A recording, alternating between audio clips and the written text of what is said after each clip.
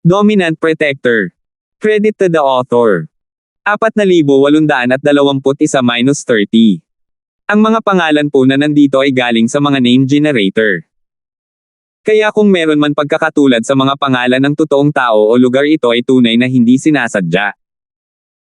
Bahagyang natahimik si Terence sa baluktot na pagpapatawa ng lalaki, ngunit habang nag-uusap ang dalawa, ang lalaking malapit nang mag-collapse mula sa pagpapahirap ng 5 elemento na may layuning pumatay at ang kapangyarihan ng kidlat ay biglang nagpakawala ng hindi makataong dagandong.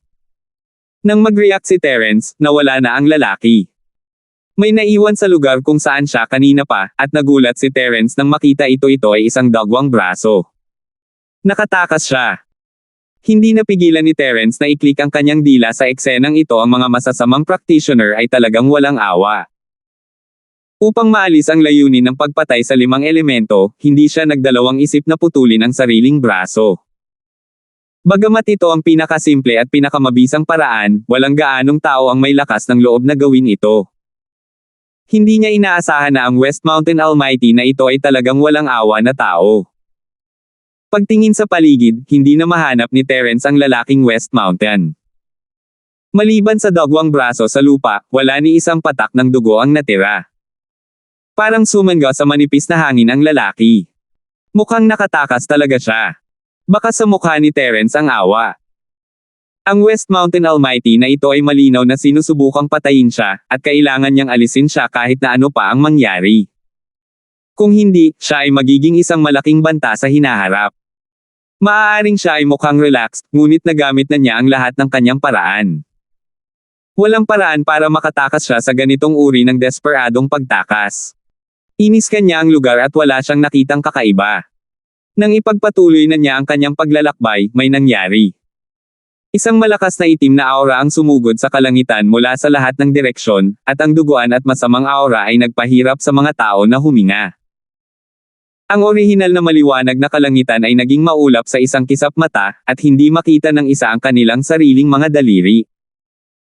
Naramdaman ni Terence na may mali at ginamit ang kanyang super butterfly steps para umalis sa lugar ng walang pag-aalinlangan. Bagamat one-sided fight iyon, hindi siya maaaring maging pabaya. Ang pag-underestimate sa counter-attack ng isang late-stage profound ay walang pinagkaiba sa pagpapakamatay. Nasa dilim siya, ngunit hindi nito pinutol ang kanyang banal na sentido. Matapos ay lock ang direksyon, mabilis na umiwas si Terence. Ang bilis ng kanyang super butterfly na mga hakbang ay walang pag-aalinlangan, at siya ay 10 milya ang layo sa isang iglap.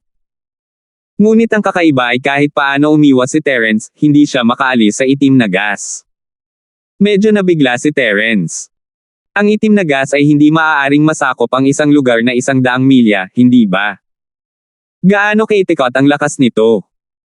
Tinanggihan ni Terence ang pag-iisip sa sandaling ito ay lumitaw, dahil ang kanyang banal na kahulugan ay nagsabi sa kanya na ang saklaw ng itim na gas ay 5 milya lamang ang pinakamaraming. Ang dahilan kung bakit hindi niya ito maalis ay puro dahil gumagalaw ang itim na gas kasama niya nang siya ay gumalaw. Ngunit bakit hindi niya nakita ang mga makapangyarihang tao sa West Mountain? Naghinala si Terence. Hindi niya nakita ang makapangyarihan mula sa kanlurang bundok sa itim na gas. Kung hindi, ginamit niya ang kanyang 5 elemento ng pagpatay sa layunin at kapangyarihan ng kidlat para salakayin ang taong ito. Hindi kaya pinakawalan lang ng kapwa ang bolang ito ng itim na chi para bitag siya, at sinamantalan niya ang sitwasyon para makatakas. Ito ay hindi imposible, ngunit dahil ang itim na gas na ito ay maaaring gumalaw, dapat mayroong isang tao na kumokontrol nito sa likod ng mga eksena. Hindi naman siguro ang mga makapangyarihang tao ng West Mountain ay gumawa lang ng marka sa kanyang katawan at hinayaan ang itim na gas na sumunod sa kanya magpakailanman, tama ba? Tapos hindi ko na makita ang ilaw. This is to F*** up. Natahimik si Terence sa naisip. Magagamit niya ang kanyang spirit sense para suriin ang kanyang paligid, at ang itim na gas ay hindi talaga makahahadlang sa kanyang paggalaw, ngunit kahit sino ay maiinis kung mananatili sila sa madilim na kapaligiran na ito ng masyadong matagal. Paano sila haharap sa iba? Lalo na't ang itim na chi na ito ay puno ng dugo at kasamaan, hindi ito magkakaroon ng anumang epekto sa loob ng ilang sandali, ngunit habang tumatagal, sino ang nakakaalam kung ano ang kaila-hilakbot na epekto nito? Huwag mag-alala, hindi mo na kailangang makita ang liwanag sa hinaharap, dahil makikita mo ang hari ng impyerno sa lalong madaling panahon, hehehehe. Isang nakakataas na boses ang biglang umalangaw-ngaw mula sa lahat ng direksyon. Ang mga makapangyarihang tao sa West Mountain ang nawala ng walang bakas. Nagulat si Terence. Ang taong ito ay hindi tumakas, ngunit nagtatago sa paligid niya. Bakit hindi siya nahanap ng kanyang espiritu? Hindi kaya maaaring hadlangan ng itim na gas ang kanyang banal na sentido, ngunit maaari itong malito sa kanya upang hindi makita ng kanyang banal na sentido ang makapangyarihang mga tao ng West Mountain na napakalapit. Huwag mag-alala, hindi mo na kailangang makita ang liwanag sa hinaharap, dahil makikita mo ang hari ng impyerno sa lalong madaling panahon, hehehehe. Malamig na tumawa si Terence habang patuloy ang kanyang pagbabantay. Nakita ko na ayaw mong iligtas ng braso mo ang buhay mo, kaya akala ko matalino kang tao na alam kung kailan asenso at kung kailan atres. Hindi ko inaasahan na naglakas loob ka talagang manatili sa likod at maglaro. Napakatanga ba ninyong mga masasamang magsasaka? Asong walang ingat, sa tingin mo ba tatakas ako? Napuno ng galit ang boses ng lalaki sa West Mountain, at tila na-trigger siya sa mga salita ni Terence. He gritted his teeth, itong matandang ito ay umamin na minamaliit kita. Ang isang late na nascent soul stage cultivator ay maaari talagang pilitin ako hanggang sa puntong ito, na pinipilit akong putulin ang isang braso ko. Mabuti iyon. Ngayon, idilat ko ang iyong mga mata at ipakikita ko sa iyo ang husay ng signature ng ating sekta sa West Mountain. Yung signature skill ng West Mountain Evil Sect. Hindi kailangan niyang baliin ang sarili niyang braso.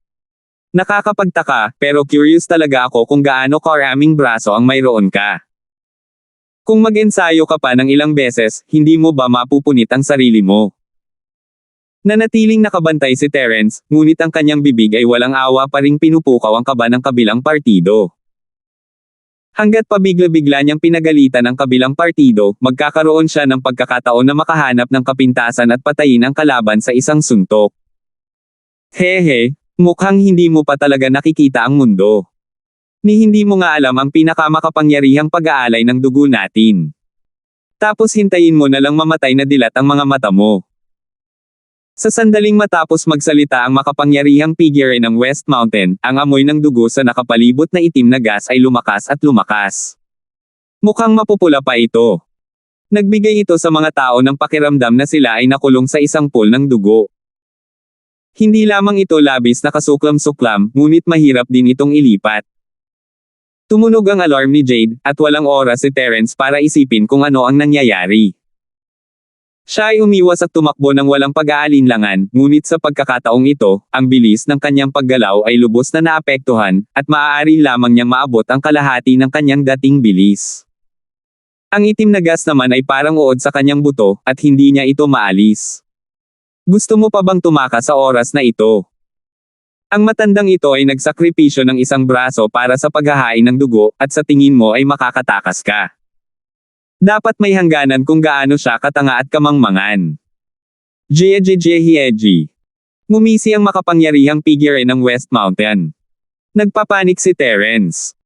Ang paghahain ng dugo na sinasabi ng lalaki ay parang isang napakasama at makapangyarihang galaw. Maaaring ito ang trump card ng mga masasamang practitioner. Kahit na ang isang kuneho ay kakagat kapag ito ay na-corner. Hindi banggitin, ang lalaki ay isang huling yugto ng mahiwagang pag-akyat. Hindi naging madali ang pakikitungo sa kanya noong pinaglalaroan niya ang kanyang buhay. Mabuti sana kung makakulong siya sa posisyon ng lalaki sa bentahe ng walang katapusang purong chi, hindi kailangang matakot si Terence na makipagpalitan ng suntok sa lalaki. Sa pinakamasama, kailangan lang niyang palitan ang pinsala sa pinsala, at hindi siya magiging dahado. 4,822. Gayunpaman, ang problema ay hindi nila mahanap ang pangunahing katawan ng kabilang partido. Kung sila ay patuloy na lumalaban, ito ay kanilang pagkakataon na mabugbog. Kung hindi man lang sila marunong lumaban, ano pa ang silbi ng pakikipaglaban? Habang umiikot ang utak ni Terence, nakaramdam siya ng malakas na puwersa ng pagsipsip mula sa kanyang likuran. Ang unang pakiramdam ay katulad ng kuko ng Reaper, ngunit pagkatapos ay napagtanto niya na may mali. Sa pagkakataong ito, hindi lang ang puwersang 10 beses na mas malakas kaysa dati, kundi dahil sa may bahid ng dugo na itim na gas sa paligid, para siyang na-stuck sa kumunoy. Nahirapan man lang gumalaw, lalo pang pigilan ang biglaang pagsipsip mula sa likod. Sa dilim, isang dagwang daliri ang idiniin sa likod ni Terence, malapit nang tumusok sa kanyang puso sa susunod na sandali, ngunit hindi ito naramdaman ni Terence. Buti na lang at binalaan siya ni Jade. Ginamit ni Terence ang kanyang super limit na butterfly microstep sa huling sandali at iniluwa si Chi sa likod niya sa lahat ng paraan. Sa wakas ay nakalaya siya mula sa dugo at pagsipsip at bumaril pasulong na parang bola ng kanyan. Ngunit bago pa makahinga si Terence, muling tumunog ang alarma ni Jade. Sa pagkakataong ito, ang lakas ng pagsipsip mula sa kanyang likuran ay nagbago ng direksyon at lumipat sa harapan. Dahil sa bilis na ginamit niya ngayon, hindi man lang napigilan ni Terence. Ang kanyang katawan ay hindi makontrol na lumilipad pasulong. Sa wakas, natagpuan ni Terence ang dagwang daliri na naghihintay sa kanyang harapan. Namamanhid ang anit niya dahil hindi niya napigilan ang sarili. Kung magpapatuloy ito, mabubutas siya ng dagwang daliri. Ang dagwang daliri na ito ay 100 beses na mas mapanganib kaysa sa Reaper Claw. F***K, ilabas natin lahat. Sa wakas ay na-trigger ang dugo ni Terence sa kritikal na sandali, wala na siyang pakialam. Dahil hindi siya makapagpigil, sumisingil na lang siya sa harap at tingnan kung sino ang mas mabangis. Sa sandaling iyon, nagpadala si Terence ng 2 stream ng 5 elementong nakapatay na layunin at 1 kidlat. Tiyak na masasaktan siya ng daliri ng dugo, ngunit ang taong West Mountain ay hindi rin magiging mas mahusay. Siya ay nakikipaglaban sa kanyang buhay sa linya. Gusto mong ipagpalit ang buhay mo sa matandang ito. Minamaliit mo ako. Ngumisi ang makapangyarihang figure ng West Mountain. Bago niya matapos ang kanyang pangungusap, ang daliring dugo sa kanyang harapan ay nawala sa dugo ng walang tunog. Bumilis ang tibok ng puso ni Terence, ang landas sa unahan ay malinaw, ngunit lahat ng ginawa niya ngayon ay walang kabuluhan. Ang resulta na ito ay mas masahol pa kaysa sa isang talo-talo na sitwasyon, siya ay pinaglalaroan lamang. Si Terence lamang ang maaaring maglagay muli ng kanyang dalisay na enerhiya anumang oras.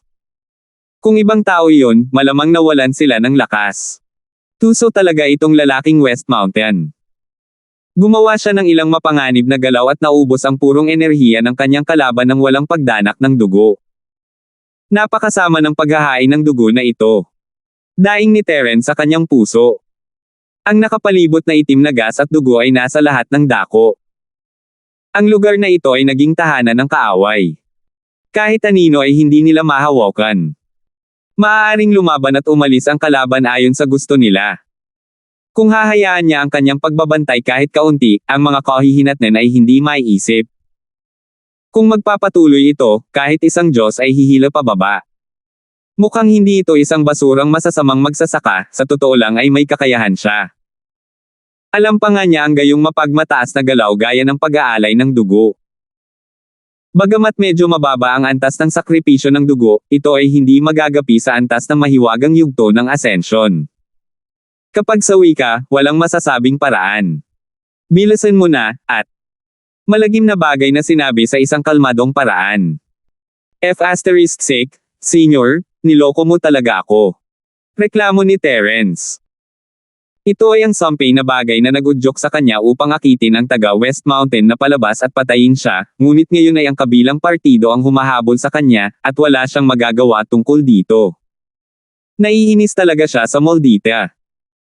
Paano ko nalaman na ang isang itim lang na tumataas na stage na heretic practitioner na tulad niya ay marunong ding mag-alay ng dugo?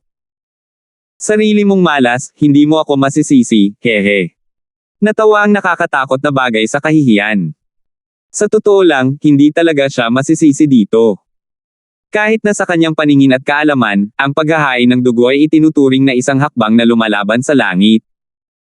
Ang pagkakaroon ng domain ng paghahain ng dugo ay naging likas na hindi magagapi ang mga masasamang magsasaka na ito. Bilang karagdagan, ang kanilang kapangyarihan sa pag-atake ay tataas din ng naaayon. Kapag kaharap ang mga eksperto sa parehong antas, ito ay magiging kasing dali ng paghiwa ng mga melon at gulay. Madali pa nilang mapatay ang mga kaaway ng mas mataas na antas. Ang tanging masamang bagay ay ang presyo ng paglulunsad ng hakbang na ito ay napakataas. Halimbawa, ang West Mountain Almighty sa pagkakataong ito ay direktang gumamit ng isa sa kanyang sariling mga armas. Sige, sige, sige. Ako ang may pinakamasamang kapalaran, okay. Mapait na ngumiti si Terence, hindi makapagsalita. Tuluyan na siyang sumuko sa pakikipaglaban sa taong West Mountain sa pagkakataong ito. Kung tutusin, kahit ang bagay na iyon ay nagsabi na hindi niya siya matatalo, kaya walang paraan na manalo siya. Kinailangan niyang tumakbo. Kitang-kita ang epekto ng Blood Sacrifice Realm, lalo na para sa mga master na tipong Tulan. Kapag sila ay nahuli dito, sila ay masusupol hanggang sa mamatay. Sa kabutihang palad, si Terence ay iba sa normal na uri ng bilis na masters dahil siya ay mas mabilis at may walang limitasyong purong enerhiya. Sa nakakatakot na bilis ng Super Limit Butterfly Microstep, kahanga-hanga pa rin ito kahit na naputol ng 50%. Sa panapanahong Chi-Jet ni Terence, hindi lang niya napanatili ang kanyang sobrang bilis ng pagkawalang galaw, ngunit ang kanyang galaw na trajectory ay mali rin. Siya ay gumagalaw pakaliwa at kanan kung minsan, at ang bawat pagbabago ay napakabigla at walang anumang palatandaan. Naging mahirap para sa taong West Mountain na makahanap ng angkop na pagkakataon para pumatay. Mabilis tumakbo ang asong iyon. Ang taga-West Mountain na lalaki ay hindi naman natiling kalmado na walan siya ng braso para gamitin ang paghahain ng dugo, at kung hindi pa rin ito mapatay si Terence, ito ay isang malaking kawalan. Sa katunayan, sa kaharian ng paghahain ng dugo na ito, kung handa siyang makipaglaban kay Terence hanggang sa masugatan ang magkabilang panig, magkakaroon ng pagkakataong tulad ngayon, ngunit ayaw niyang sumuko. Bumigay na siya ng braso, at kung lumaban siya sa iba hanggang sa magkasugat ang magkabilang panig, malamang na siya ay may kapansanan o kahit napatay na mula ngayon. Ano ang punto ng pagpatay kay Terence? Pinatay niya si Terence para lamang gamitin ang kanyang ulo para bigyang daan ang kanyang tagumpay. Gusto niyang kumonekta sa matandang sekta sa West Mountain at umakyat sa tuktok, ngunit kung siya ay mapilayan at mawawalan ng lakas, kakainin siya ng masasamang magsasaka sa sangay na ito. Ang makapangyarihang nilalang ng West Mountain na tumatakbo at gumagamit ng sakripisyo ng dugo ay makapangyarihan, ngunit sa mga tuntunin ng mga kasanayan sa pagtakas, kahit na ang lumang sekta ng West Mountain ay walang magawa kay Terence, lalo pa ang isang late stage na profound. Naghabulan silang dalawa ng isang buong araw. Kahit si Terence, na mayroong walang katapusang supply ng purong enerhiya, ay medyo naubos. Tungkol naman sa makapangyarihang nilalang ng West Mountain na nag-alay ng braso, lalo siyang napagod. Buti na lang, hindi kailangan ng Blood Sacrifice Realm na gumamit ng sarili niyang purong enerhiya, o kahit 10 makapangyarihang nilalang ng West Mountain ay mauubos hanggang mamatay. 4,823. Minamaliit talaga kita. Ang isang advanced stage na original na leveled cultivator ay talagang makakatakas ng napakahusay. Hindi ka takatakang makakatakas ka mula sa matandang sect master. Galit na galit ang lalaking West Mountain, halos makuha niya si Terence ng ilang beses, ngunit nagawa ni Terence na umiwas sa huling sandali sa bawat pagkakataon. Isa itong makajos na hakbang, at ilang beses siyang nabigo. Kung gayon, bakit ka pa naghahabol? Sigurado ka bang magagawa mo ang isang bagay na kahit ang sekta ng West Mountain ay hindi? Gusto kong makita kung hanggang kailan ka magtatagal sa maliit na totoong chi na ito. Malamig na tumawa si Terence. Gusto mong makipagkompetensya sa akin sa mga tuntunin ng pagkonsumo ng enerhiya. Saan kumukuha ng kumpiyansa ang isang orihinal na yugto ng sanggol na tulad mo? Tumawa ang lalaking West Mountain. Bagamat naramdaman din niya na kakaiba ang dalisay na chi ni Terence, hindi siya naniniwala na siya, isang late-stage Mysterious Ascension Cultivator, ay matatalo sa isang late-stage na Nascent Soul Cultivator. Malamig siyang tumawa habang hinahabol si Terence, "Ikaw aso, narinig ko ang iyong kwento. Nakatakas ka sa matandang sekta dahil nakatakas ka sa katimugang isla. Gayunpaman, walang mga espiritong hayop dito." "Oh, really? Sinong nagsabi sa'yo na hinahanap ko ang Spirit Beast Clan?" Don't tell me na ikaw, isang masamang magsasaka, ay nangangahas pa ring tumakbo sa East Province.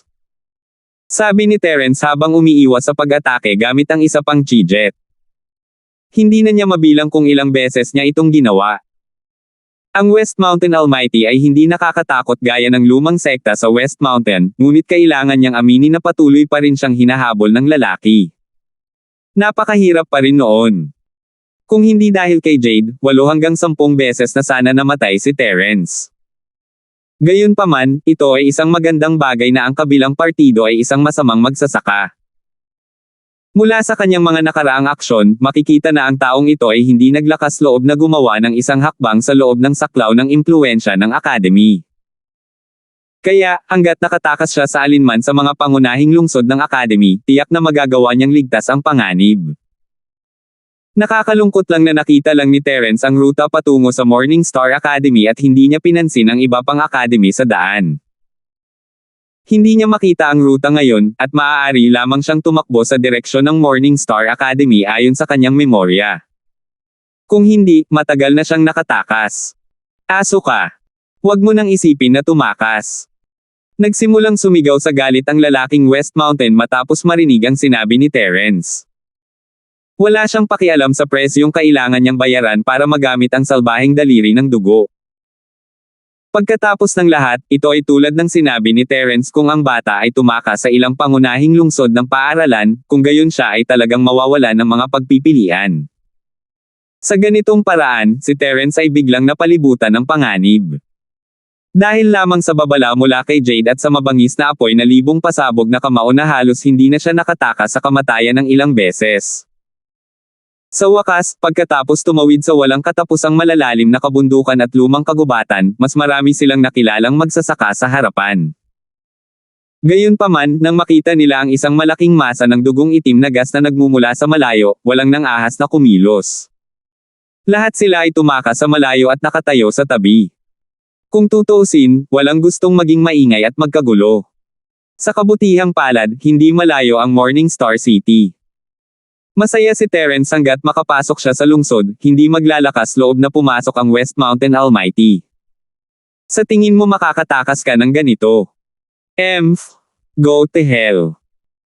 Ang taong West Mountain ay walang pakialam sa anumang bagay, pinakita niya ang kanyang tunay na anyo upang harangan ang landas ni Terence. Wala siyang pagpipilian, mawawalan siya ng pagkakataon kung hindi niya pipigilan ang bata ngayon. Hindi maiwasan ni Terence na magulat. Kung nasa ilang sila, baka makipag-away talaga siya hanggang kamatayan sa lalaking ito, dahil ito lang ang pagkakataong makulong siya. Pero iba na ngayon. Ang tsansa na manalo ay wala pang 30% at maaari silang makapasok sa Morning Star City sa isang hakbang. Kahit isang tulala ay alam kung ano ang pipiliin. Boom! Nagkaroon ng malakas na ingay sa madugong itim na gas na yumanig sa lupa sa paligid ng Morning Star City.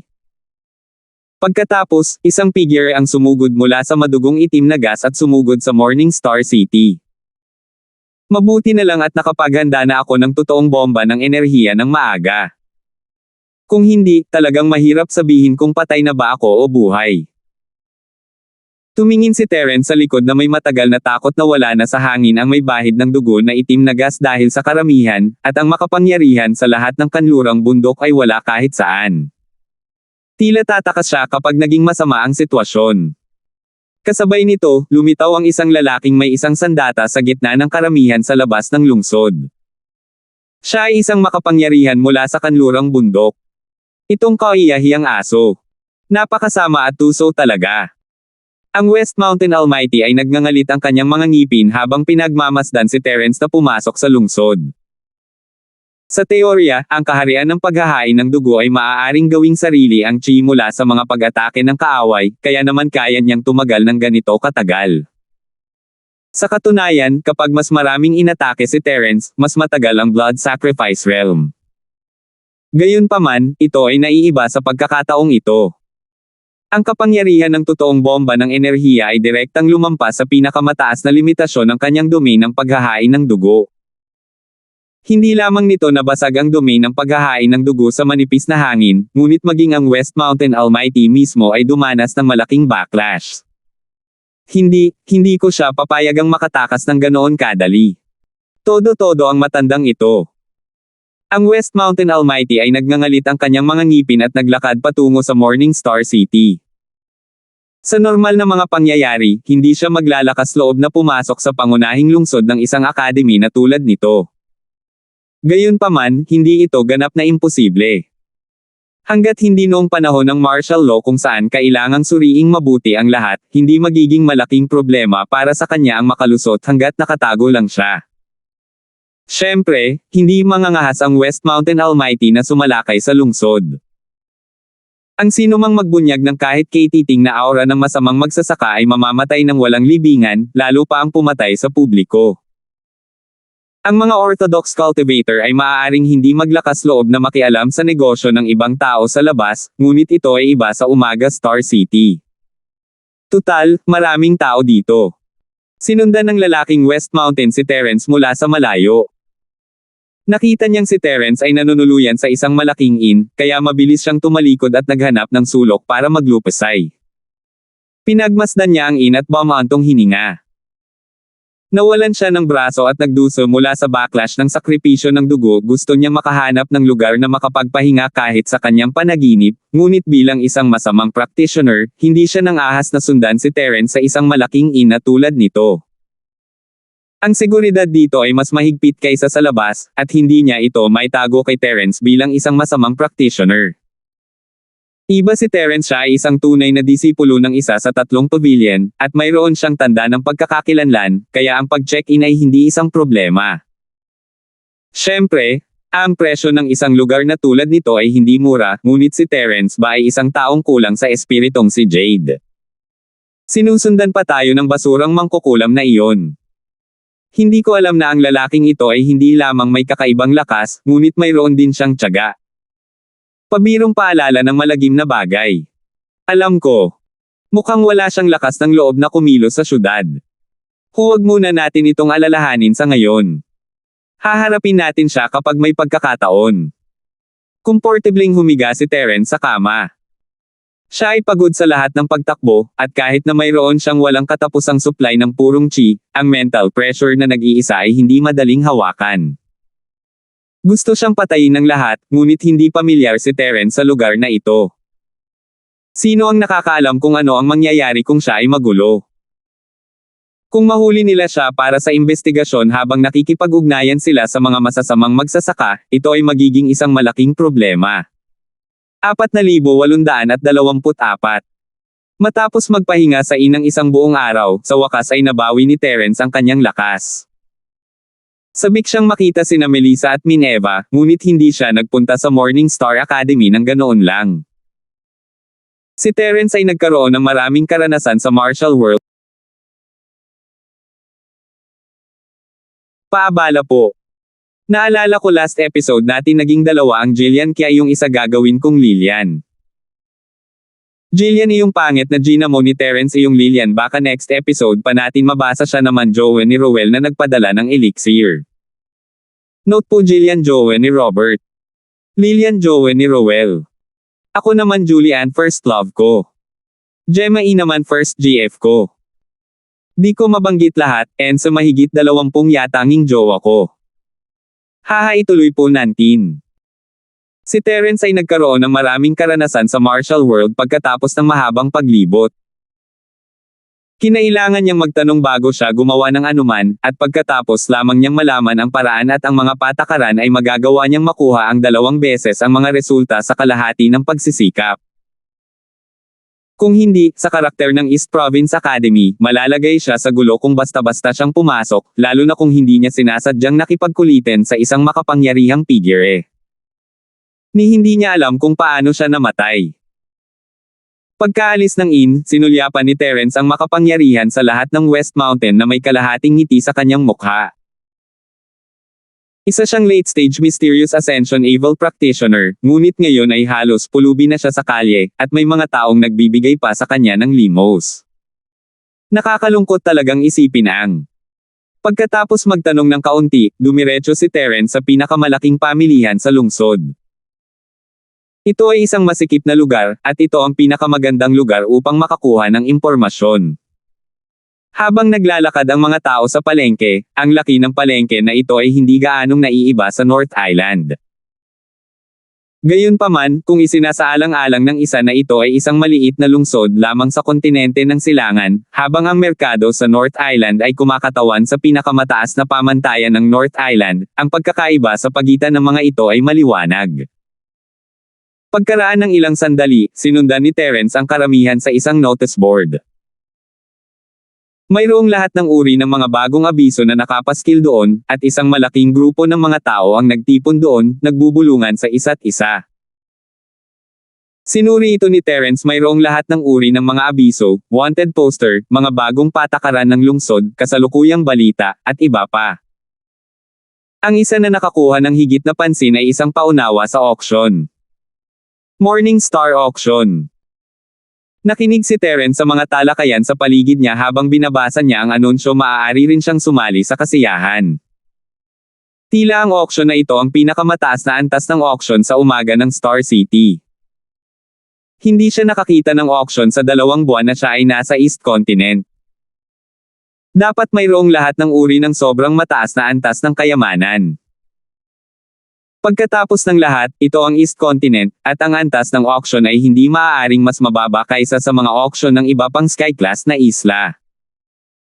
Bagamat nasa isip niya ito, hindi naging madali ang pagsali sa Star Auction sa umaga. Nakasaad sa notice ang oras at lugar, ngunit walang ibang partikular na impormasyon. Hindi nito sinabi kung anong mga kwalifikasyon ang kailangan para makapasok. Imposibleng kahit sino lang ang makalusot. Mukhang kailangan niyang maghanap ng magtatanong tungkol sa partikular na sitwasyon. Umalis si Terence pagkatapos ng ilang sulyap at nagpatuloy sa paglalakad sa paligid ng palengke.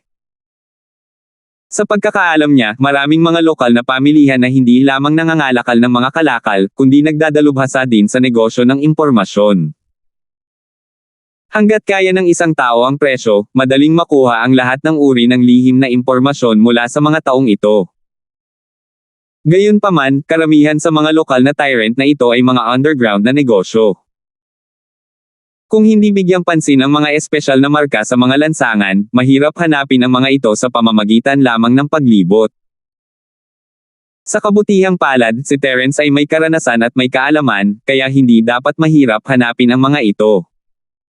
Maya-maya, biglang huminto si Terence. Ito ay hindi dahil sa code, ngunit dahil sa pangalan ng Chamber of Commerce. Ito ay ang Hong Chamber of Commerce ng Morning Star City. Wala siyang planong bumili ng kahit ano, at wala siyang kakilala sa lugar na tulad nito, isa lang siyang honorary vice president, at ang tanging kilala niya sa loob ng Chamber of Commerce ay sina Melvin at Honesto. Ni hindi pa niya nakita ang iba, ngunit si Terence ay pumasok pa rin sa subconsciously. Ano ang maipaglilingkod ko sa iyo, sir? Agad namang lumapit ang isang waiter para batiin sila ng masigla. Tamang-tama ang kanyang ugali, at makikitang bihasa siya. Sa mga tuntunin ng kalidad ng mga empleyado, siya ay mas mahusay kaysa sa iba pang mga sangay ng Skyrank Island. Ay, wala lang. Patangent tingin lang ako. Ikinaway ni Terence ang kanyang kamay, hindi pa nagpaplanong ibunyag ang kanyang pagkakakilanlan. Bagamat itinuturing na mataas at makapangyarihan ang kanyang honorary vice president status, hindi lahat ng branch ay handang makinig sa kanya. Kung padalos-dalos siyang humingi ng impormasyon sa branch manager dito, sino ang nakakaalam kung magdudulot ito ng gulo? Sino ang nakakaalam kung ito ay isa pang botong? That's good. Kung may kailangan ka, please feel free to call me. Ngumiti ang waiter at umalis. Lumiwanag ang mga mata ni Terence habang nakatingin sa mga stand. Mayroong mga tier 6 at even tier 7 na mga table tas dito, at medyo marami sa kanila. Nagulat ito kay Terence, lahat ito ay bihirang mga item sa merkado, at habang hindi niya nakita ang Thunder Mystic Pill o ang Beautifying Pill, ang mas nakakalaban sa langit na level 7 na table task, karaniwan pa rin ang mga ito. Level 6 at 7 pa sila kung tutuusin. Si Terence ay hindi pa nakakita ng ganoong mataas na uri ng mga table task sa North Branch. Kahit na mayroon, hindi nila ipapakita ang mga ito sa unang palapag, at hindi masyadong marami sa kanila. Kung ang mga tabletang ito ay na-auction sa North o kahit sa North Island, ito ay isang hindi maisip na halaga. Ang mga presyo dito ay hindi mababa, ngunit hindi sila maihahambing sa mga presyo ng iba pang mga isla ng Sky Class. Nakakita ng malaking butas si Terence kung may bibili ng 6 o 7 baitang dito at dalhin ito sa iba pang mga isla ng Sky Class para ibenta, makakakuha sila ng malaking tubo mula sa pagkakaiba sa presyo. Ngunit nang makita niya ang linya ng text sa ibaba ng display cabinet, agad na naintindihan ni Terence. Ang gayong halatang butas ay hindi maaaring umiral, dahil malinaw na nakasulat dito, ang mga table tas sa itaas ay magagamit lamang para ibenta sa lugar ng dilaw na klase ng dagat sa kontinente ng Silangan. Ang mga tabletang ito ay talagang ibinebenta sa iba't ibang rehiyon. Maaaring malaman ni Terence ang dahilan sa likod nito, ngunit nagulat pa rin siya. Ito ay kapareho ng mga pamamaraan ng karaniwang mundo. Pagkatapos ng lahat, ang ilang mga bagay sa karaniwang mundo ay ibinebenta sa iba't ibang mga rehiyon, at hindi nila maaaring paghaluin ang mga kalakal sa pagitan ng iba't ibang mga mall. Hindi niya akalain na pareho sila ng panuntunan dito. Lahat ng mga mangangalakal ay matatalino. Ang waiter kanina ay nakatutok sa gilid ni Terence, at masigasig na nagpaliwanag, "Hehe, maaaring hindi mo alam ito, ngunit karamihan sa mga Chambers of Commerce sa East Province ay nakikipagtulungan sa mga alchemist ng Academy. Upang matiyak ang superior status ng East Province, ang mga tabletang ito ay maaari lamang i-circulate sa East Province at hindi pinapayagang ibenta." Tahimik na tumango si Terence. Bagamat magdudulot ito ng malaking pagkalugi sa mga benepisyong pang-ekonomiya sa ibabaw, talagang masisiguro nito ang lakas ng mga magsasaka ng kontinente ng Silangan. Hanggat mayroon silang ganap na lakas, magkakaroon sila ng ganap na awtoridad. Kung ikukumpara, ang pagkawala ng ilang espiritual na jade ay wala. Ito ay isang napakatalino na hakbang na may pag-iintindi sa kinabukasan. 4,825. Paano kung may bumili nito at i-sneak sa another Sky Class Island? You guys can check them one by one, di ba? Tanong ni Terence na may interes. Maliban na lang kung kailangan nilang hanapin ang bawat tao nang umalis sila sa East Continent para pigilan silang magdala ng anumang table tas, imposible iyon. Walang silbi. Kahit na may talagang bumili nito at nakalusot, hindi nila ito maibebenta sa publiko, dahil ang bawat isa sa mga pinagbabawal na tabletang ito ay may espesyal na selyo at numero. Nakikita ko. Tumango si Terence, ngunit may posibilidad pa rin na may puslit. Kung tutusin, hanggat hindi nila ito ibinente sa publiko, ayos lang basta ginawa nila ito ng patago. Siyempre, ang panganib na gawin ito ay hindi maliit, dahil ito ay katumbas ng sakta ng East Province at ang Merchant Union sa parehong oras. Kapag ito ay nalaman, ang mga kahihinatnan ay hindi maiisip. Gayunpaman, hanggat ang mga benepisyo ay sapat na mataas, palaging may mga taong kukuha ng panganib. Halos imposibleng ganap na wakasan ang ganitong uri ng bagay. Gayunpaman, mayroon pa ring mas mahirap na kadahilanan, na ang mga kayamanan na barko at mga barkong pandigma ay dumarating at umaalis. Hindi lahat ay makapunta sa ibang isla. Habang nag-uusap ang dalawa ay pinapansin din sila ng isa pang waiter sa malapit. Mabilis siyang tumakbo para i-report, "Tindero, may isang lalaki na mukhang hindi taga East Province na nagtatanong tungkol sa limitadong bentahan ng mga pills." Detalyadong nagtatanong. Baka gusto niyang bumili ng pills at ipuslit pabalik. Gusto mo ba siyang bantayan? Oo, pupunta ako at titingnan ko ang aking sarili. Agad na tumayo ang tindera at lumapit. Ang ganitong bagay ay hindi basta-basta.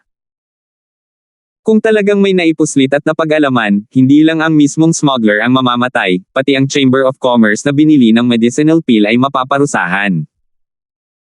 Kung tutusin, walang nakakaalam kung nagsabuatan ang magkabilang panig, kaya siguradong 50 beses silang bugbugin para bigyan ng babala ang iba.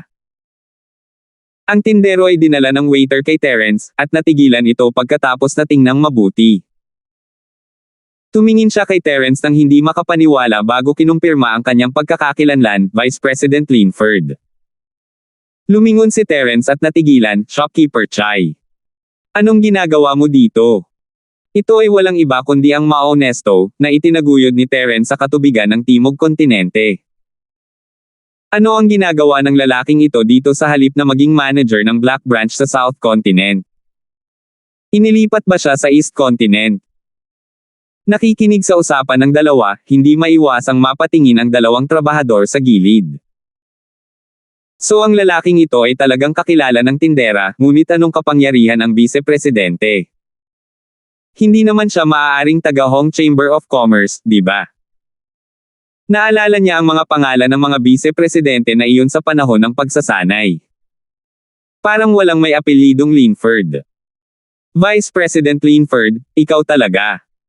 Hindi ako nang ahas na kilalanin ka noong una, at naisip kong nagkamali ako.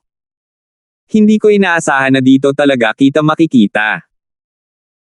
Mao Nesto ay agad na nagpakita ng isang kasiya siyang sorpresa at agad na iminungkahi, hindi komportable na mag-usap at mag-reminisce dito, bakit hindi tayo pumunta sa pribadong silid at uminom ng tsaa?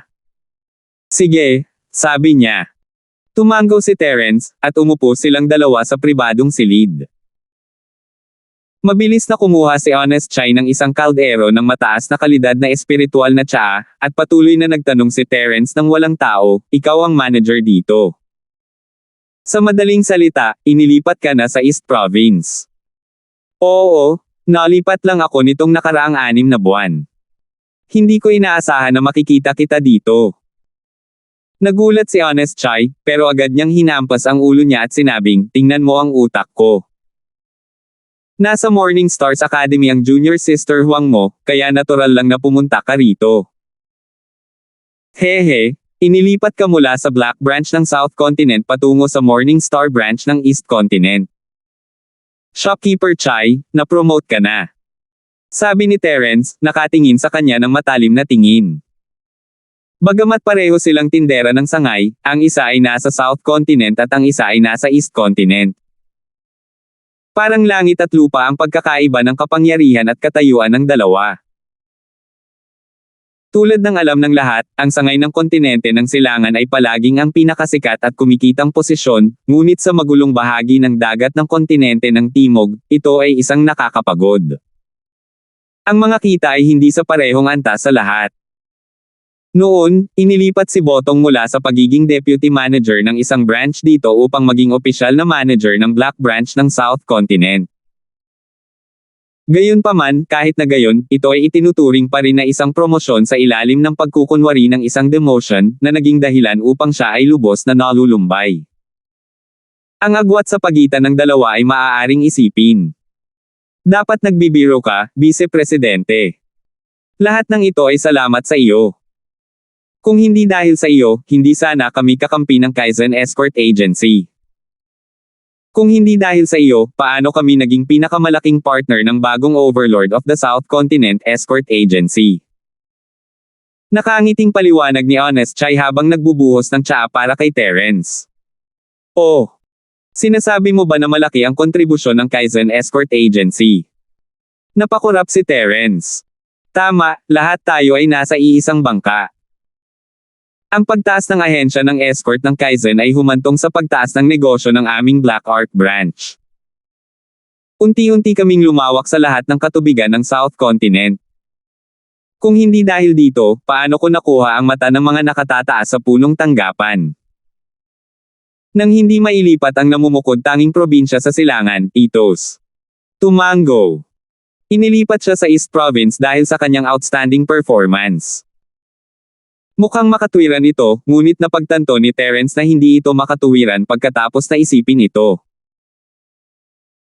Dapat malaman ng isang tao na sa isang lugar tulad ng Hong Chamber of Commerce, hindi maaaring ma-promote ang isa batay sa kanyang pagganap lamang, lalo na sa mga tapat na kwalifikasyon ni Chai. Wala pang 2 taon siyang branch manager at bigla na lang siyang nalipat sa East Province. Paano siya na-promote ng ganoon kabilis? Malinaw na ang mayayamang posisyon sa mga sangay sa East Continent ay mahigpit na kinokontrol ng senior management ng headquarters. Kung wala ang pag-aproba ng senior management na ito, magiging walang kabuluhan ang mahusay na pagganap ng Honesto sa South Continent. Maliban kung binigyan siya ni Melvin ng buong operasyon mula sa itaas, maliit lang ang pagkakataon. Gayunpaman, si Melvin, ang vice-presidente, ay nananatili sa North Island sa lahat ng oras na ito. Siya ay karaniwang itinulak palabas ng core circle ng headquarters. Gustuhin man niyang tulungan ang Honesto, hindi iyon magiging ganoon kadali. Sa huling pagkakataon, ang Mao Honesto ay naging manager ng Black Art Branch dahil sa mga espesyal na pangyayari. Ito ay isang pagkakataong pagkikita. Ito ay humantong sa isang problema. Paano nga ba nailipat ang Mao Honesto sa East Province? Dapat may nakatagong dahilan. Talagang hindi ito kasing simple ng kanyang namumukod tanging pagganap ngayon, maliban na lang kung nakahanap siya ng isa pang malakas na taga-suporta. Si Honest Chai ay isang tao na dinala ni na Terence at Hong Xiang na pumunta sa ibang sekta nang walang pahintulot ay nagtaksil sa kanila. Si Terence ay hindi isang malupit na tao, ngunit hindi siya magiging madali sa isang taksil. Kinailangan niyang makarating sa ilalim nito. 4,826. Ito ay hindi kasing simple ng natitirang pagganap, tama ba? Shopkeeper Chai, gusto ko talagang malaman kung paano ka nalipat dito. Bakit hindi mo ito ipaliwanag sa akin? Nagdilim ang mukha ni Terence. Nakita ng Mao Honesto na hindi tama ang ekspresyon ni Terence, at ang kanyang puso ay nanginig nang siya ay agad na nag-react. Maaaring siya ay mukhang isang tapat at mahinang tao, ngunit siya ay isang negosyante pa rin. Walang duda sa kanyang katalinuhan, at makikita ito sa paraan ng palihim niyang pagtala ng utang ni Botong. Vice President, huwag ka nang masyadong mag-isip. Ang natitirang pagganap ay isang pabalat lamang. Mayroon talagang ilang mga twists at turns sa bagay na ito. Hayaan akong ipaliwanag ito sa iyo ng dahan-dahan. Nagmamadaling umamin si Honest Chai. Sige, nakikinig ako. Sinabi ni Terence nang hindi nagbabago ang kanyang ekspresyon. Sa katunayan, hindi ito dahil sa outstanding performance ko sa South Continent Sea area. Sa kabaligtaran, dahil nakita nila na pinalawak ko ang negosyo ng Black Art Branch, kaya gustong kunin ng mga higher-up sa headquarters ang nakawan. Gusto nilang supulan ako sa kadahilan ng labag sa rules ang promosyon ko rito, at pagkatapos ay ipadala ang branch sa sarili nilang confidants. Mapait na ngumiti si Honest Chai.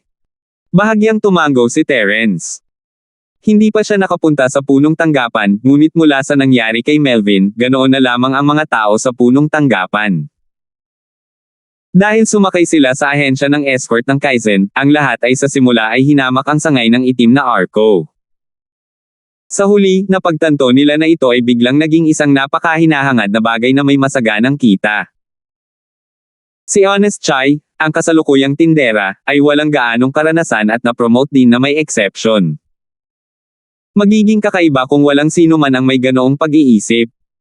Anong nangyari pagkatapos nun? Tanong ni Terence. Alam mo rin na maliban sa iyo at kay Vice President Hong, wala akong kakilala kahit na sinong matataas na opisyal sa punong tanggapan.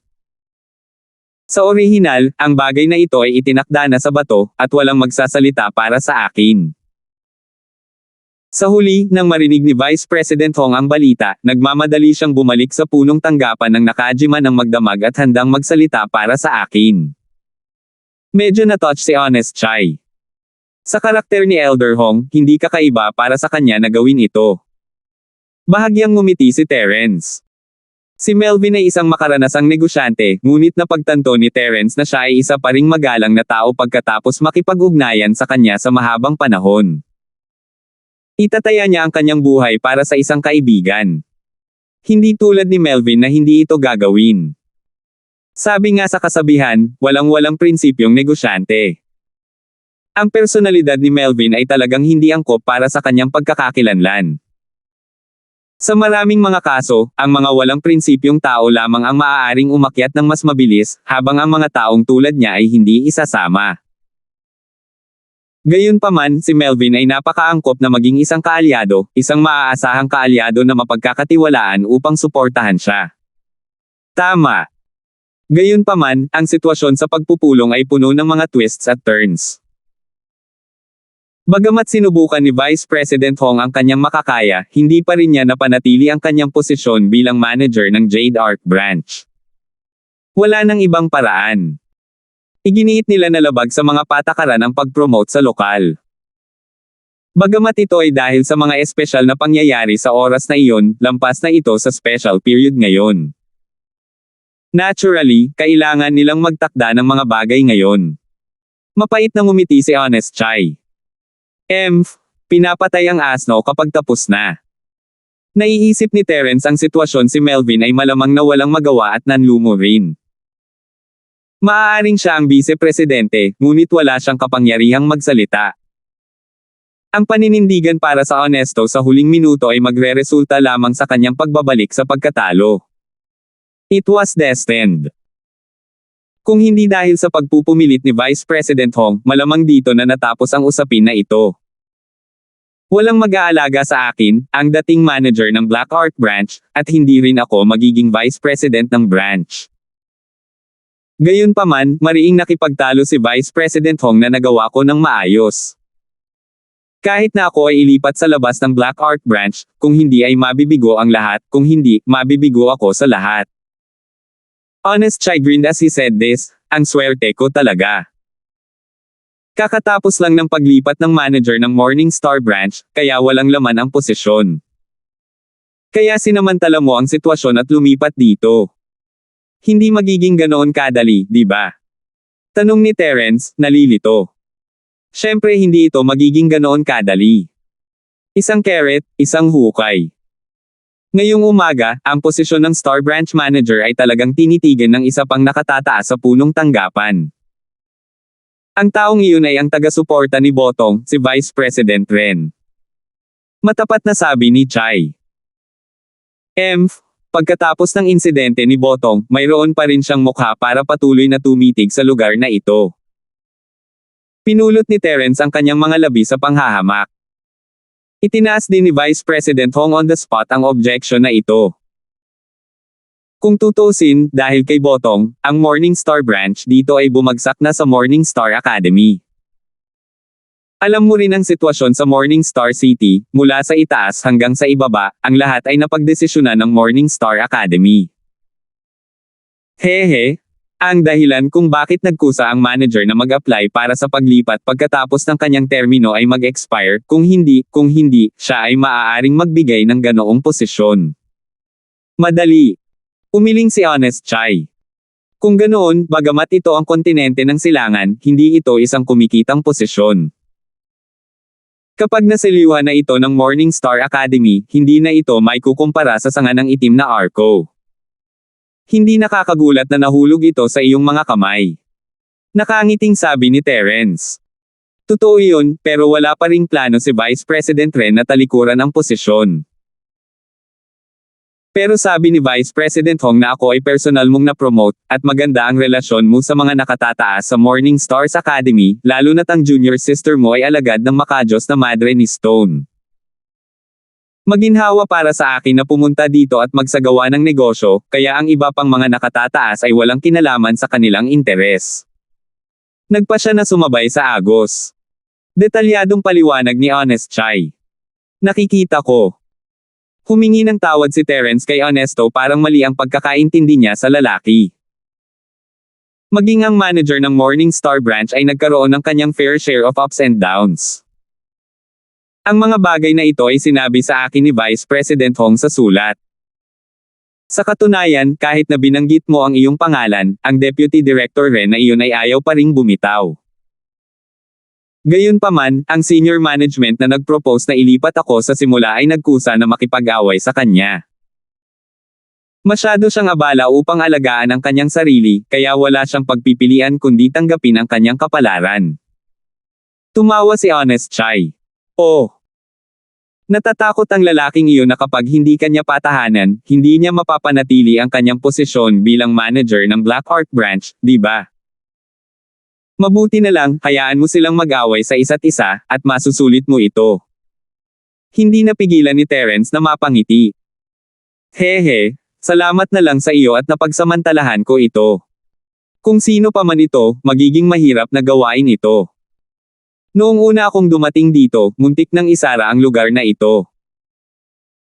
Buti na lang at nahanap ko si Miss Holmes para tulungan akong humingi ng awa, at sa wakas ay hiniling na magsalita ang makadiyos na madre ng East Sea. Noon lang din namin sa wakas na ibalik ang aming matatag na relasyon sa Morning Star upang magkaroon ng matatag na pakikipagtulungan sa akademya, at nagkaroon ng matatag na ugnayan ng iyong bituin dito. Kung hindi, mahirap talagang sabihin kung ano ang nangyari. Natuwa si Honest Chai. Hindi ka ba nahirapan kahit kanino? Naalala ko na may isang tao sa Morning Star Academy na masama ang kalagayan kasama si Botong. Hindi ba dumating ang taong iyon para pahirapan ka? Tanong ni Terence. 4,827. Ang pinag-uusapan mo ay tungkol sa pagbili ng Deacondolan, tama ba? Pagkatapos ng insidente ni Botong, ang kanyang mga araw ay hindi rin maganda. Gayunpaman, mayroon siyang backer sa Umaga Star Academy, kaya hindi siya inaresto at inilagay ang lahat ng sisihin sa aming Hong Chamber of Commerce. Ngunit sa pagkakataong ito, ang vice-presidente ng Stone ang personal na nagsalita, kaya kahit na siya ay hindi nakikialam sa isang kriminal. Paliwanag ni Chai. Well, that's good. Nagsumikap ka sa panahong ito. Tinapik ni Terence ang matapat na balikat ni Chai bilang lunas. Mas relaxed na siya ngayong alam na niya ang nangyari. Kung tutuusin, kung talagang pinagtaksilan sila ng honesto, hindi maganda ang pakiramdam niya kahit na makapaglinis pa siya ng bahay. Ibig sabihin lang nito ay nagkamali siya noon. Wala lang. Umasa ako sa pangangalaga mo at ni Vice President Hong para makarating sa kinaroroonan ko ngayon. Hindi na kailangang sabihin kung mahirap o hindi. Ito ang dapat kong gawin. Nang makitang sa wakas ay naniwala si Terence sa kanya, nakahinga ng maluwag ang honesto. Do a good job. Dapat alam mo kung anong klaseng tao kami ni Kuya Hong. Hindi namin pagmamaltrato ang sarili naming mga tao. Malumanay siyang hinimok ni Terence. Walang gaanong pakinabang si Honest Chai, ngunit mayroon siyang sariling natatanging panig sa Chamber of Commerce. Hanggat maaari niyang garantyahan ang kanyang katapatan, walang masama sa paglinang sa kanya. Salamat sa pagmamahal mo. I'll do my best to repay you. Agad namang nagpahayag ng opinyon si Honest Chai. Siya ay isang tapat at mahinang tao, ngunit hindi siya isang tanga. Sa oras na ito, kailangan niyang ipakita ang kanyang katapatan. Kung hindi, ang pagiging medyo nakalaan ay maaaring makasira sa kanyang kinabukasan. Tumawa si Terence, naalala ang abiso na nakita niya sa kalye. Nga pala, alam mo ba ang tungkol sa Morning Star Auction? Alam ko. Ito ang pinakamataas na antas ng auction sa Morning Star City. Hindi ito regular na ginaganap. Ang huling beses na ginanap ito ay 5 taon na ang nakalilipas. Tumango si Honest Chai at nagtanong, interesado ka ba dito?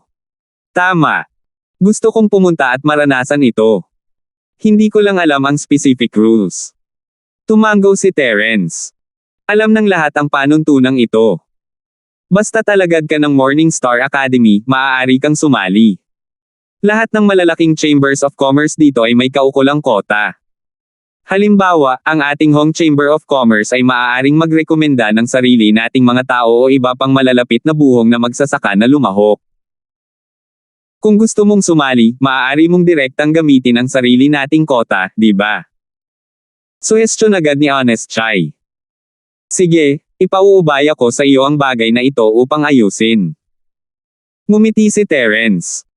Gusto lang niyang dumalo sa auction sa isang kapritsyo, ngunit dahil lahat ng mga estudyante ng Morning Star Academy ay makakadalo, maaaring magkaroon siya ng pagkakataong makilala sina Melissa at Minerva.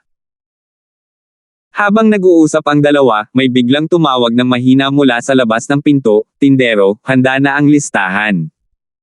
Gusto mo bang tingnan ngayon? Tumingin si Honest Chai kay Terence, na walang pakialam na ngumiti, ayos lang.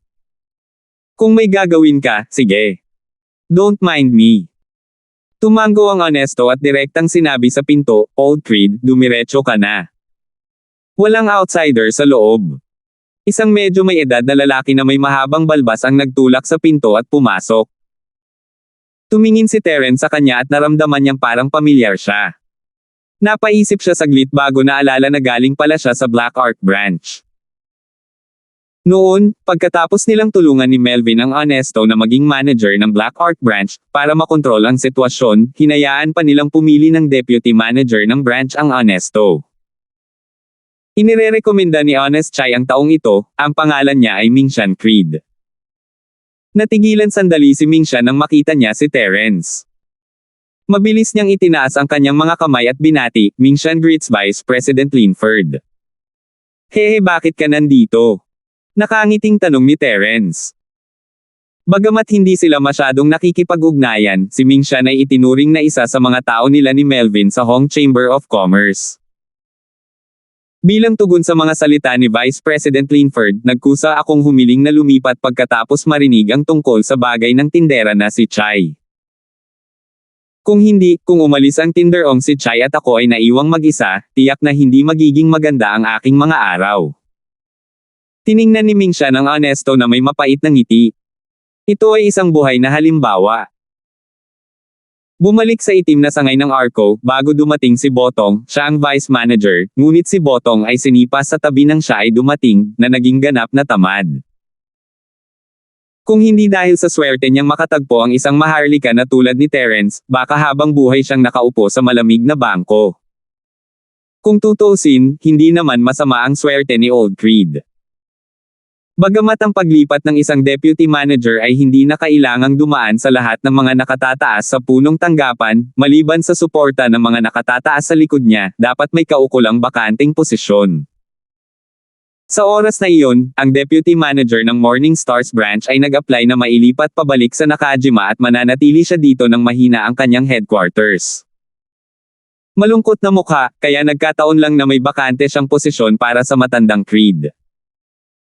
Not bad. You can take care of each other and control the situation better. Maaring mahirap para sa iba ang trabaho sa branch na ito, pero bihirang pagkakataon para sa inyong dalawa. Magsumikap kayo sa hinaharap, at kung may problema kayo, pwede kayong lumapit sa akin at kay Kuya Hong. Magkakampi lang tayo, kaya hindi tayo uupo. Tumango si Terence.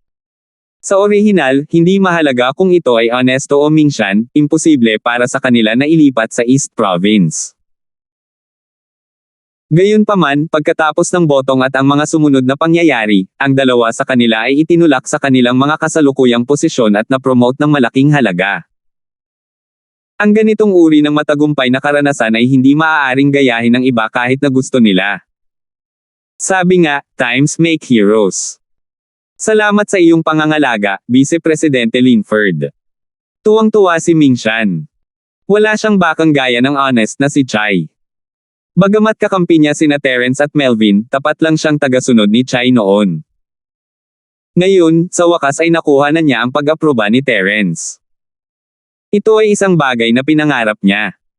Sige, matandang Creed, pag-usapan natin ang mga lumang araw mamaya. Sabi mo handa na yung order. Tanong ni Honest Chai. Tama, ito ang mga item para sa auction na ito. Pakitingnan. Inabot ni Mingshan ang isang listahan. Isa itong pangunahing sikreto ng Kamara ng Komersyo, at maaari itong magamit ng mga kakumpetensya kung ito ay malik, ngunit si Terence ay hindi tagalabas sa kanila. Hindi na kailangang itago ito. Umupo si Terence sa gilid, umiinom ng tsaa. Kinuha ni Honest Chai ang listahan at sinulyapan ito. Kumunat ang noo niya at hindi ito tinitigan ng matagal. Pagkatapos ng mahabang katahimikan, umiling ang Honesto at bumantong hininga, hindi pa rin sapat ang pamantayang ito. Hindi ka ba makakahanap ng paraan para makakuha ng mga bihirang produkto? Napakahalaga ng auction sa aming sangay, at naghihintay ang mga kakumpetensya ng iba pang chambers of commerce na magkamali kami. Hindi namin kayang magkamali.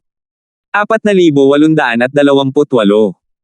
Shopkeeper, naiintindihan ko ang sinasabi mo. Ginawa ko na talaga ang lahat ng makakaya ko at sinubukan ko ang lahat ng naiisip ko. Mapait na ngumiti si Mingshan. Ito. Napakamot ng ulo si Honest Chai, nakaramdam ng pananakit ng ulo. Bagamat napakagandang tagumpay na gamitin ang relasyon ni Minerva upang muling makipagtulungan sa mga Morning Star Academy, kung gagawin niyang kalokohan ang kanyang sarili sa Morning Stars auction sa pagkakataong ito at hahayaan ang kanyang mga kakumpetensya na samantalahin siya, maaaring hindi niya mapanatili ang kanyang posisyon bilang isang business partner. Walang maitutulong. Bago tayo pumunta dito, nagkagulo na ang Morning Star branch. Ang mga supplier na naka-contact natin dati ay lumipat na lahat sa ibang kumpanya. Bagamat medyo naka-recover ito nitong nakaraang 6 na buwan, hindi na ito makakabawi sa dati nitong sukat sa loob ng maikling panahon. Hindi madaling makakuha ng mga dekalidad na kalakal. Walang magawa si Mingshan. Natigilan si Terence, na umiinom ng kanyang tsaa, nang makita niya ang malungkot na mukha ng dalawa. Hayaan mo akong tingnan ang listahan. Oh. Bagamat naramdaman ni Honest Chai na medyo nakakahiya, nagmamadali pa rin niyang iniabot ang listahan sa kanyang mga kamay. Mabilis na tumingin si Terence. Ang mga item sa listahan ay hindi mura kahit sa South Continent at sa iba pang mga isla ng Sky Class, sila ay mga bihirang item. Ngunit mula sa pananaw ni Terence, higit sa kalahati sa kanila ay hindi gaanong bihira. Kung ganito si Terence, kung gayon ang mga bisita mula sa East Continent ay hindi makakakuha ng maraming atensyon sa mga bagay na ito, lalo pa sa isang auction tulad ng Morning Star Auction. Pagtatawanan ng Hong Chamber of Commerce kung wala silang mailalabas na maganda. Napakahalaga ba ng mga bagay na isino-auction? Hindi maiwasang magtanong ni Terence. Sa mga sinasabi ng dalawa, mukhang malaki ang epekto ng auction na ito sa Hong Chamber of Commerce kung hindi na mag-aalala ang dalawa. Napakahalaga nito. Vice Presidente Linford, maaaring hindi mo ito alam, ngunit ngayong umaga ang Star Auction ay talagang nakatutok sa ating Hong Chamber of Commerce. Ang tagumpay o kabiguan ay direktang makakaapekto kung tayo ay magkakaroon ng matatag na paninindigan. Mapait na tumawa si Honest Chai. Oh. Hindi ba ito ang auction na may pinakamataas na pamantayan sa Morning Star City? Bakit niya pinupuntirya ang ating Hong Chamber of Commerce? Hindi maiwasang magtanong ni Terence. Ang dahilan ay talagang napakasimple. Mula nang kami ay bumagsak sa Morning Stars Academy, ang aming Morning Stars branch ay mabilis na nabawasan, at ang karapatang makipagtulungan ay nahulog na sa mga kamay ng iba pang mga kakompetensya. Gayunpaman, kanina, dahil sa personal na kahilingan ng Vice Presidente ng East Sea, ipinaglaban namin ang karapatang makipagtulungan muli, at iyon ang dahilan kung bakit kami ay naging magkaaway. Paliwanag ni Honest Chai. Kahit hindi ito nangyari, competitors pa rin tayo, diba? Mahalaga ba kung magsisimula tayo ng away o hindi? Sabi ni Terence. Iba yan. Bagamat ang mga Chambers of Commerce na ito ay mga kakompetensya sa nakaraan, hindi pa nila natikman ang tamis nito. Sa karamihan, sila ay naiinggit sandali. Ngunit sa pagkakataong ito, direktang inagaw namin ang kwalifikasyon sa kooperasyon mula sa kanilang mga kamay. Paano nila ito handang pabayaan ng ganoon kadali? Mapait na ngumiti si Honest Chai. Alright, but what does that have to do with the Morning Star Auction? Terence asked, confused. Ang lahat ng Chambers of Commerce na maaaring magtatag ng kanilang mga sarili dito ay higit pa o mas kaunti na nauugnay sa mga nakatataas ng Morning Star Academy. Sa pagkakataong ito, sama-sama silang lumalabas para ipilit ang mga nakatataas ng Academy na isagawa ang Morning Star Auction. Ang Chamber of Commerce na pinakakapansin-pansin sa auction ay makakakuha ng mga kwalifikasyon upang makipagtulungan at maging ang tanging supplier sa Academy. Sinabi ni Honest Chai na may mapait na mukha. Oh! Sumangayon din ang banal na madre ni Stone. Hindi napigilan ni Terence na sumimangot. Ano man ang huling resulta, natural nitong aalisin ang karapatan ng Hong Chamber of Commerce na makipagtulungan. Katumbas din ito ng paghampas sa mukha ng madre ni Stone. Pagkatapos ng lahat, siya ang nagsalita para ibalik ang Hong Chamber of Commerce. Kailangan nating sumang-ayon. Bagamat mataas ang status ng Vice Principal ng Eastern Sea Academy, wala siyang final say sa Morning Star Academy. Sa napakaraming mga nakatataas na nagtutulungan, kahit na ang punong guro na si Davis ay hindi maaaring sugpuin siya sa isang salita, lalo pa ang bise-punong guro. Umiling ang tapat na si Chai.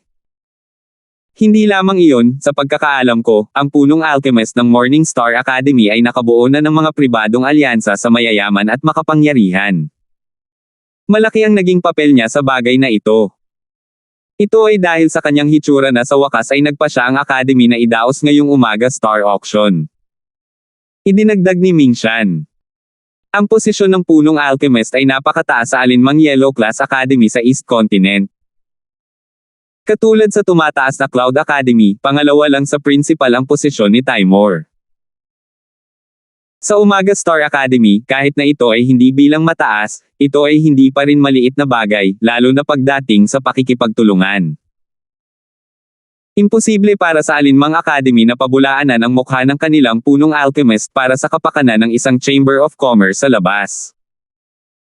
Pagkatapos ng lahat, mayroong maraming makapangyarihang Chambers of Commerce, ngunit kung ang punong alchemist ay tumakas, magiging mahirap na makahanap ng isang kwalipikadong kapalit, at ito ay makakaapekto pa sa lakas ng isang malaking bilang ng mga disipulo sa academy.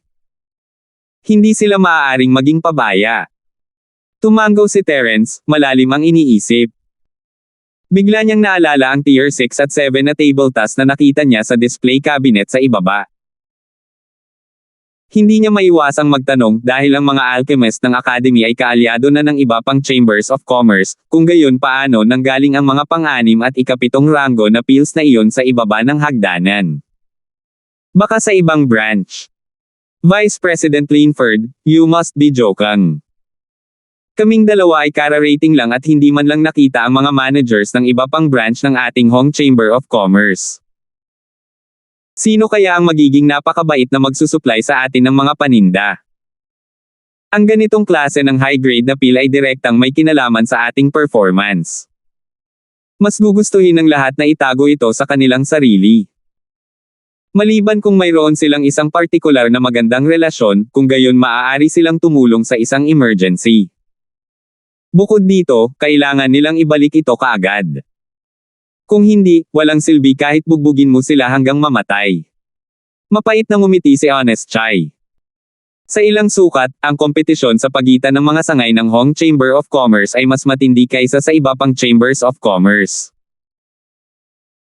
Kung tutusin, ang kompetisyon sa ibang Chambers of Commerce ay may kinalaman lamang sa interes ng Chamber of Commerce, habang ang kompetisyon sa pagitan ng mga tagapamahala ng mga sangay ay direktang nauugnay sa kinabukasan ng bawat isa. Kung gayon paano nangyari ito? Nagtataka na tanong ni Terence. Sa pagkakaalam niya, ang Tier 6 at 7 na mga table task ay hindi isang bagay na maaaring makuha sa pamamagitan ng mga normal na channel ng supply. Ito ay mula sa Hong Chamber of Commerce, o nagtrabaho sila sa mga refiner ng academy. Hindi dapat magkaroon ng ikatlong paraan. Sa totoo lang, isa-isang binili namin ni Old Chai ang mga tabletang ito mula sa ibang mga lungsod. Talaga, nalulugi kami, ngunit wala kaming pagpipilian upang mapanatili ang sitwasyon. Mapait na tumawa si Honest Chai. Hindi mapigilan ni Terence na matigilan. Nakaawang tiningnan niya ang Honesto at Ming Shan. Nasa posisyon nila ang branch manager at vice manager ng Hong Chamber of Commerce. Nakakalungkot talaga. 4,829. Noong una siyang pumasok sa Hong Chamber of Commerce, naramdaman niyang umuusbong ang negosyo dito. Sa katunayan, ito ay puno ng mga panganib. Kung hindi siya nakatagpo sa kanila, ang Honesto at Ming Shan ay maaaring hindi pinalad o natapos pa nga. Kung ganoon, hindi ba't ang ibig sabihin nito ay siguradong mananalo ang lahat ng mayayamang pamilya? Tanong ni Terence. Dahil ang punong tagapagdalisay ng Morningstar Academy ay kanilang kaalyado, magiging mahirap para sa iba pang Chambers of Commerce, kabilang ang Hong Chamber of Commerce, na makipagkompetensya sa kanila sa mga tuntunin ng mga high-grade elixir.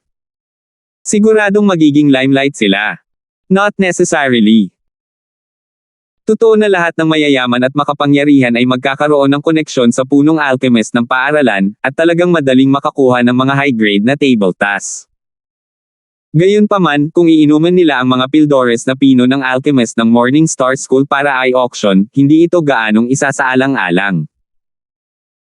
Kung ang lahat ng mayayaman at makapangyarihang paaralan ay gagawing ang lahat ng mayayaman at makapangyarihang iyon ay alam kung paano gawin ito, ay kanilang sariling mukha.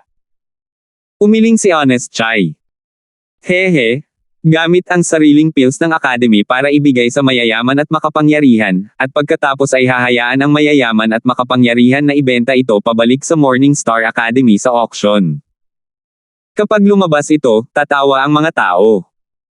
Malamang na hindi gagawa ng ganoong katangahan ang mga higher up ng Academy.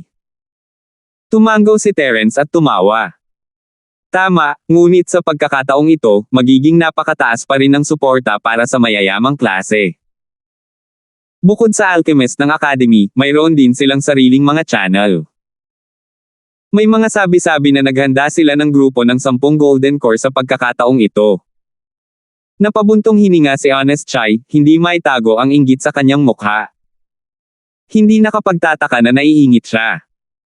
Ang Golden Elixir ng Nascent Soul Stage ay ang pangunahing elixir sa Yellow Classy area ng East Continent. Dahil karamihan sa mga estudyante ng matematika dito ay Masters of the Golden Core Stage at Nascent Soul Stage, magagamit ito ng lahat kaya natural na tumaas ang presyo. Lalo na kapag ang 10 piraso ay inilagay sa isang grupo sa auction, tiyak na ibebenta ito sa abot-langit na presyo. 10 Golden Core lang. Bahagyang ngumiti lang si Terence, pagkatapos ay isusubasta natin ang 5 Thunder Profound Pills. Ga! Anong sinabi mo? Natulala sina Honest Chai at Mingshan. Nagkatinginan silang hindi makapaniwala, iniisip na nag-hallucinate sila. Ngumiti si Terence at kinuha ang Thunder Elixir na ginawa niya sa Xiangyan School nang walang sinasabi.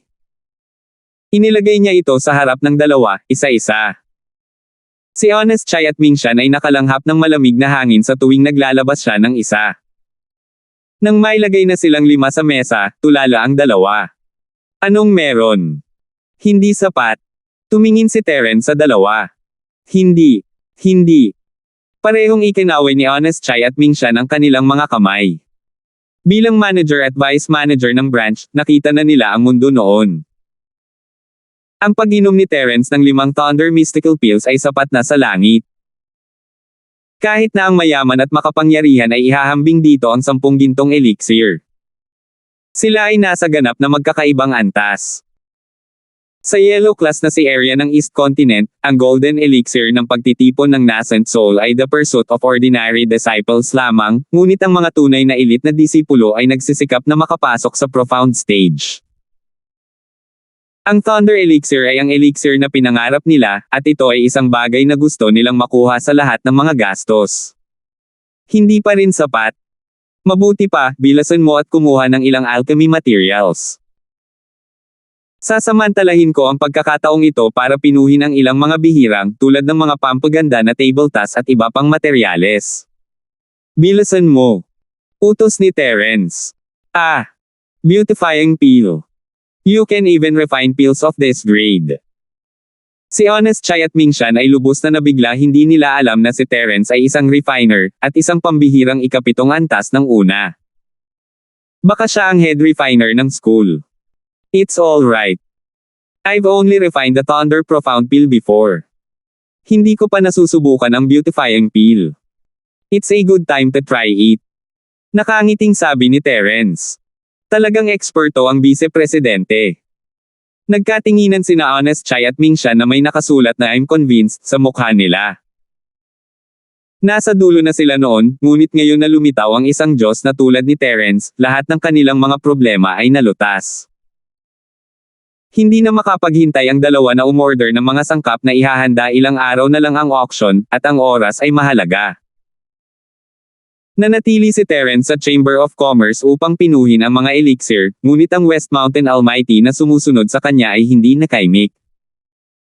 Sinundan niya si Terence mula sa malayo hanggang sa makita niya si Terence na pumasok sa Chamber of Commerce.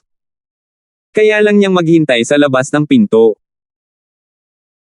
Pagkatapos ng lahat, bagamat ang Hong Chamber of Commerce ay hindi nagsuri ng maingat gaya ng mga ang malalaking chambers of commerce na tulad nito ay maraming nakaset up na monitoring array na maaaring maglantad sa kanyang pagkakakilanlan bilang isang masamang magsasaka. Ang taga West Mountain ay nanatili doon ng isang buong araw, at si Terence ay hindi lumabas kahit madilim na. Ano ang nangyayari? Nakatakas kaya siya sa likod ng pinto? Gayunpaman, tinanggihan niya ang pag-iisip sa sandaling lumitaw ito. Hindi pwede. Ang kanyang espiritu ay sumasakop sa lugar mula umaga hanggang gabi at hindi niya nakita ang anino ni Terence. Isa lang ang posibilidad, si Terence ay nasa Hong Chamber of Commerce pa. Ngunit ngayong sarado na ang Chamber of Commerce, hindi pa rin lumalabas si Terence.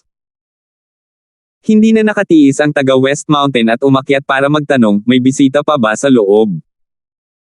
Sumulyap sa kanya ang waiter na namamahala sa pagsasara ng shop at umiling. I'm sorry, umalis na lahat ng bisita.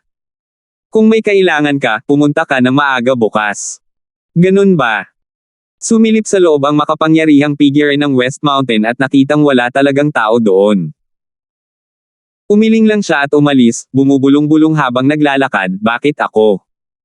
Imposible yun. Ngunit ang brat na iyon ay may kakaibang paraan. Marahil ay makakatakas talaga siya sa banal na diwa ng matandang ito. Nakabalik kaya siya sa inn. Sa isiping iyon, mabilis na tumakbo pabalik sa inn ang lalaking West Mountain. Pinahirapan siya ni Terence sa pagkakataong ito, hindi niya papakawalan ang asong ito ng ganoon kadali. Sa huli, ang West Mountain na lalaki ay nag-squat doon sa loob ng 3 buong araw sa kanyang kaawa-awang hitsura ng pulubi, ang dami ng espiritual na jade na nakuha niya ay sapat na para kumita siya ng kayamanan, ngunit hindi man lang niya nakita ang anino ni Terence. Sa pagkakataong ito, ang makapangyarihan sa kanlurang bundok ay ganap na nasaraan ng loob. Sino ang magagalit pagkatapos ng maraming araw na maging pulubi? Higit pa, isa siyang dalubhasa sa black magic sa huling yugto ng mahiwagang lupain ng Ascension. Kung makita siyang ganito ng kanyang mga kapwa-alagad, hinding-hindi na niya maiangat ang kanyang ulo sa susunod niyang buhay. Walang ibang paraan. Hindi na kinaya ng makapangyarihang figure ng West Mountain. Nagpasya siyang hindi na ituloy ang paghihintay at umalis muna. Babalik siya upang ayusin ang score sa asong ito pagkatapos niyang gumaling sa kanyang mga pinsala. 5 araw ang lumipas sa isang iglap, at si Terence ay nag-inat habang naglalakad palabas ng silid na inihanda ng Maonesto para sa kanya. Maliban sa kanyang karaniwang paglilinang, naging abala siya sa paggawa ng mga elixir, kalalabas lamang ngayong umaga nagsisimula na ang Morning Star Auction. Ano? Narinig ni Terence ang kaguluhan bago siya bumaba, na parang may nanggugulo. Ito ay isang sangay ng Hong Chamber of Commerce, kung tutuusin sino ang maglalakas loob na gumawa ng gulo dito. 4,830. Naglakad si Terence sa unang palapag ng hindi gumagawa ng ingay. Marami nang nagkukumpulan doon, kasama ang Maonesto at ilang nasa gitnang gulang na mga lalaki na nakasuot ng business attire na nakatayo sa gitna. Shopkeeper Chai, ngayon ang araw ng auction. Nabalitaan ko na ang iyong Hong Chamber of Commerce ay naghanda ng maraming magagandang bagay. Maaari mo bang ilabas ang mga ito para matingnan namin ng mga dating kaibigan? Sabi ng isa sa mga nasa katanghaliang gulang na namumuno na may mahinang ngiti. Manager Tong, isang panuntunan sa Umaga Star Auction na huwag ibunyag ang impormasyon ng mga item bago matapos ang auction. Gayunpaman, tila ang mga bagay na alam ninyong mayayaman at makapangyarihang mga pamilya ay nagdulot ng kaguluhan kamakailan. Ang Honesto ay sumagot sa paraang hindi alipin o pagmamalabas. Haha, lahat ng mayayamang pamilya ay marunong mag-handle ng mga bagay-bagay, unlike your Hong Chamber of Commerce na nagtatago ng mga bagay-bagay. Sabi nga, walang masasabi sa iba. Dahil ito ay isang bagay na nakatakdang ilagay para sa auction, ano ang mali sa alam ng lahat ng ilang araw ng maaga? At least magiging handa ka sa pag-iisip, at ito ay may pahintulot ng Morning Stars to Academy, kaya ito ay may pahintulot ng Morning Stars to Academy, kaya gusto nitong walang silbi. Mayabang ng ngiti. Tama.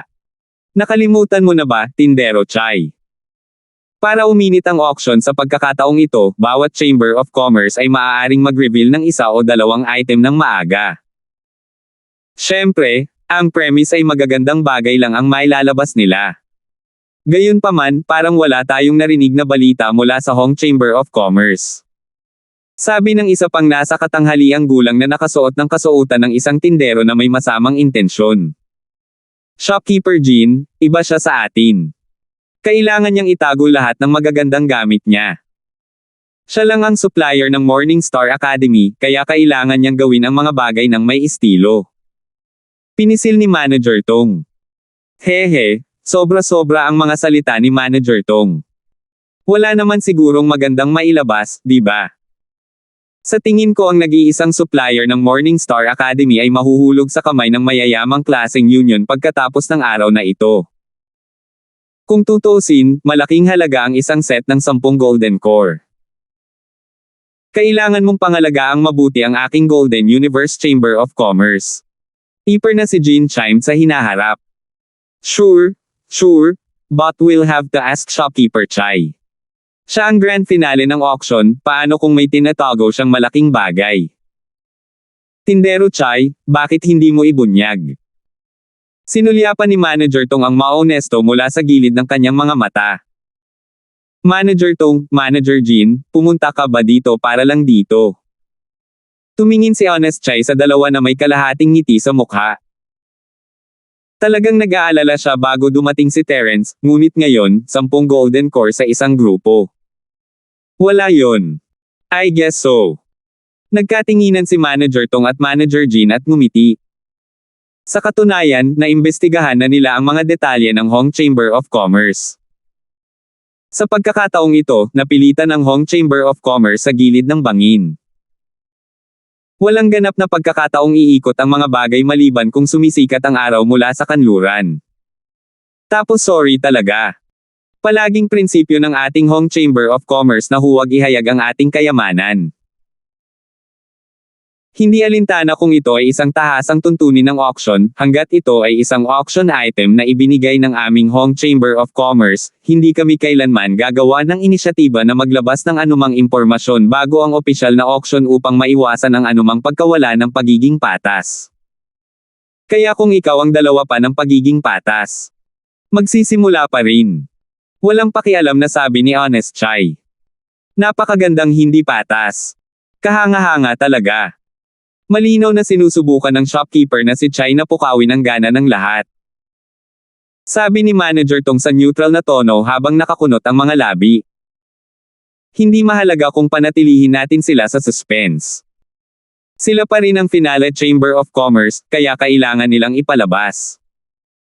Natatakot lang ako na hindi sila makakalabas ng anumang disente sa huli.